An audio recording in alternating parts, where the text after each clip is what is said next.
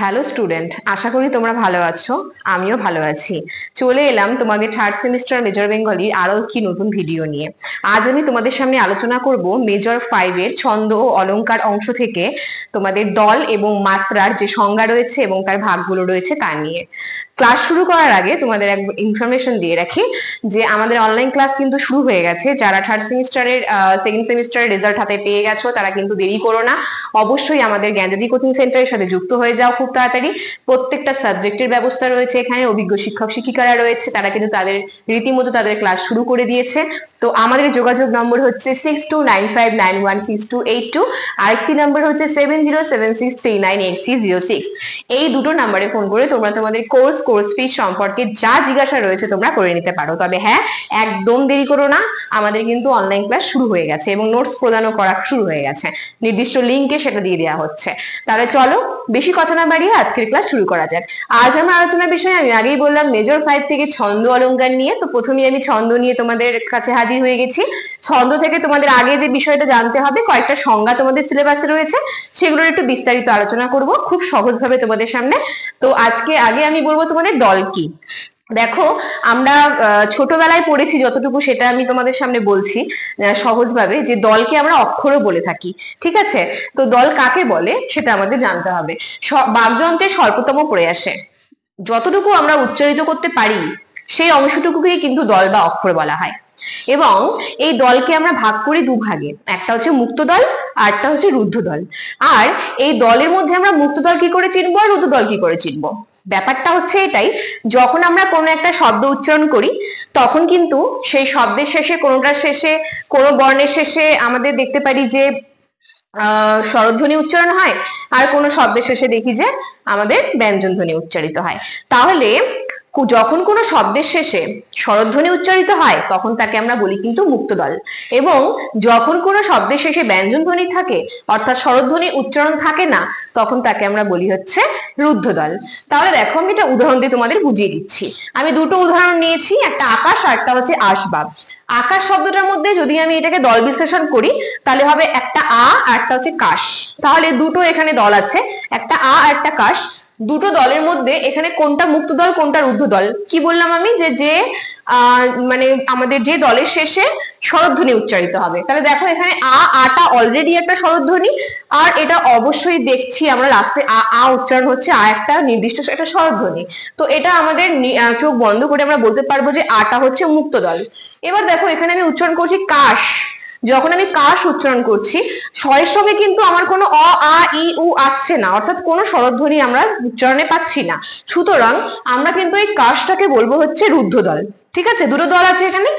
একটা শব্দকে ভেঙে দল বিশ্লেষণ করে যখন আমরা দেখছি স্বরধ্বনি উচ্চারণ হচ্ছে কোনো দলের শেষে, সেটাকে মুক্ত দল বলবো, এবং যখন দেখবো স্বরধ্বনি উচ্চারণ হচ্ছে না তখন সেটাকে বলবো রুদ্ধ দল। তো এখানেও ঠিক আমার দুটো দল হয়েছে, আটা হচ্ছে মুক্ত দল আর কাশটা হচ্ছে রুদ্ধ দল। এবার দেখো আসবাব। আসবাবটাকে তোমরা ভাঙো, দল বিশ্লেষণ করো। দেখো, বাকযন্ত্রের সর্বতম প্রয়াসে যতটুকু উচ্চারিত হচ্ছে আস বাব, আস বাব। তাহলে এখানে আসে কিন্তু আমি থেমে যাচ্ছি, স্বরের সঙ্গে কিন্তু আমার কোনো স্বরধ্বনি উচ্চারণ হচ্ছে না, সুতরাং এটা কিন্তু রুদ্ধ দল। আর এখানে বাপ যখন বলছি তখনও বয়ের সঙ্গে কোনো স্বরধ্বনি উচ্চারণ হচ্ছে না, তাহলে এখানে দুটো দল আছে, দুটো দলই কিন্তু রুদ্ধ দল। এটা তোমাদের খুব ভালো মতো বুঝতে হবে যে কোনটা মুক্ত আর কোনটা রুদ্ধ, এটা বুঝে নিলেই দল একেবারে ক্লিয়ার। তো দল আমি বলে দিলাম তোমাদের কাকে বলে, কয় প্রকার কি কি, আর দুটো উদাহরণ দিয়ে তোমাদেরকে বোঝালাম। এবার আমি চলে আসবো হচ্ছে মাত্রা। মাত্রা জিনিসটা কি বলতো, যখন আমরা কোনো দল উচ্চারণ করি না, একটা তো অনেক বড় বড় তো শব্দ আমরা উচ্চারণ করি, লিখিও, তো সেই সময় বলার ক্ষেত্রে কি হয়, আমাদের বাকযন্ত্রের যে একটা বিরতি, ঠিক আছে, মানে একটা দল উচ্চারণ করতে গিয়ে তার পরের দলটা উচ্চারণ করার সময় মাঝখানে যে বিরতিটা দিচ্ছি, যে সময়টা আমার লাগছে, সেটাকে কিন্তু আমি বলবো হচ্ছে মাত্রা। সংজ্ঞা তোমরা কিভাবে দেবে বলতো, একটি দল উচ্চারণ করতে যে সময় লাগে সেই সময়টাকে, সেই যে মাত্রা, সেটাকেই বলা হয় কিন্তু মাত্রা।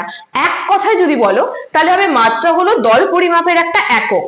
ঠিক আছে, ব্যাস হয়ে গেল সংজ্ঞা। এবার আমি মাত্রাটার একটা উদাহরণ দিচ্ছি, খুব সিম্পল একটা উদাহরণ।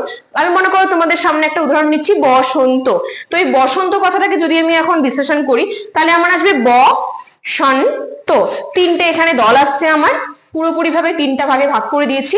এবার এই তিনটা উচ্চারণ করতে গিয়ে ব শন তো এই তিনটা যখন আমি উচ্চারণ করছি, এই তিনটা দল উচ্চারণ করতে গিয়ে আমার যে সময়টা লাগছে তিনটা আলাদা আলাদা, কিন্তু ব উচ্চারণ করতে যে সময়টা লাগছে, শন উচ্চারণ করতে যে সময়টা লাগছে এবং ত, এই তিনটা উচ্চারণ করতেই আমার যে সময়টা লাগছে সেটাকে কিন্তু আমি বলবো মাত্রা।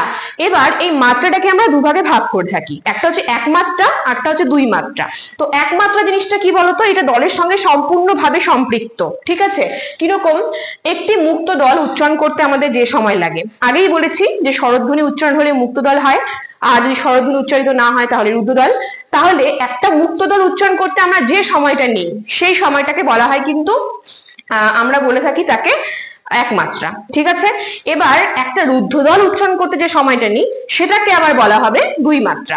দেখো আমি একটা উদাহরণ দিয়ে তোমাদের বোঝাই, সিম্পলি একদম প্রথমে যে উদাহরণটা নিয়েছিলাম আকাশ, ওটাই আমি তোমাদেরকে বোঝাচ্ছি। আকাশকে যদি আমি ভেঙে দিই তাহলে আকাশ, দেখো আ উচ্চারণ করতে আমার কম সময় লাগছে, কাশ উচ্চারণ করতে আমার বেশি সময় লাগছে। তাহলে আতে কম, তার মানে এটা হচ্ছে মুক্ত দল, কারণ এটা আমরা জানি এটা মুক্ত দল এবং এটা কম সময় লাগছে। এটার মাত্রা হচ্ছে এক মাত্রা হবে কারণ এটা মুক্ত দল। আর এখানে কাশ আছে, কাশে বেশি সময় লাগছে আমাদের উচ্চারণ করতে, সুতরাং এটা রুদ্ধ দল এবং এটা দু মাত্রার হবে। এবং চিহ্নগুলো তোমরা কিন্তু চিনে নাও, যখন ছন্দ নির্ণয় করবে তখন কিন্তু চিহ্নগুলো তোমাদের দিতে হবে। দেখো এখানে মুক্ত দলের চিহ্ন কিন্তু এরকম, যেহেতু মুক্ত দলের চিহ্ন হচ্ছে তোমাদের এক মাত্রা, ঠিক আছে? এক মাত্রা হচ্ছে এটা, এক মাত্রার চিহ্ন হচ্ছে এটা। যখন দেখবে যে কম সময় লাগছে, মুক্ত হচ্ছে দল, তখন সেটা এক মাত্রা, এবং বেশি যখন হচ্ছে সেটা রুদ্ধ দল হয়ে যাচ্ছে, সেটা দু মাত্রা। দু মাত্রার চিহ্ন কিন্তু এইটা। তো এই চিহ্নগুলো তোমাদেরকে চিনতে হবে, কোনটা দলের চিহ্ন, দল বিশ্লেষণ করতে গেলে কি চিহ্ন হয়, অথবা মাত্রার কি চিহ্ন হয়, এক মাত্রা দু মাত্রার চিহ্ন। তো এই আজকের আলোচনা ছিল, আমি তোমাদের সামনে আলোচনা করলাম আজকে দল এবং মাত্রা নিয়ে। পরবর্তী তোমাদের আরো অনেকগুলো সংজ্ঞা জানতে হবে, তো সেই সংজ্ঞাগুলো আমি পরের ক্লাসে তোমাদের সামনে আলোচনা করব। ক্লাস শেষ করার আগে তোমাদের একবার বলে রাখি, তোমরা যারা আমার ক্লাস নিয়মিত দেখছো অবশ্যই কিন্তু আমাকে জানিও যে তোমাদের আমার ক্লাস কেমন লাগছে, এবং যদি কোনো জায়গায় কোনো প্রবলেম হয় কমেন্ট বক্সে জানাবে। অফিসিয়াল যে চ্যানেলটি রয়েছে সেটা অবশ্যই সাবস্ক্রাইব করে রাখো নিজেদের জন্য, কারণ সেগুলোতে পরপর প্রচুর যে তোমাদের মেজর 3, 4 সম্পূর্ণ আলোচনা করে দেওয়া হয়েছে বিস্তারিত, সেগুলো দেখবে। এবং আমার ক্লাস যদি তোমাদের ভালো লেগে থাকে একটা লাইক কমেন্ট শেয়ার অবশ্যই করবে, কারণ তোমাদের লাইক কমেন্ট শেয়ার কিন্তু আমাদের আরো ভালোভাবে ক্লাস করতে প্রেরণা যোগায়। তাহলে চলো আজকের ক্লাস আমি এখানেই শেষ করছি, দেখা হচ্ছে নেক্সট কোনো ক্লাসে আবার একটা নতুন ভিডিও নিয়ে। তাহলে চলো আজকে এত পর্যন্তই, সুস্থ থাকো, ভালো থাকো এবং আমাদের চ্যানেলকে ভালোবেসে আমাদের সাথে থাকো। ধন্যবাদ।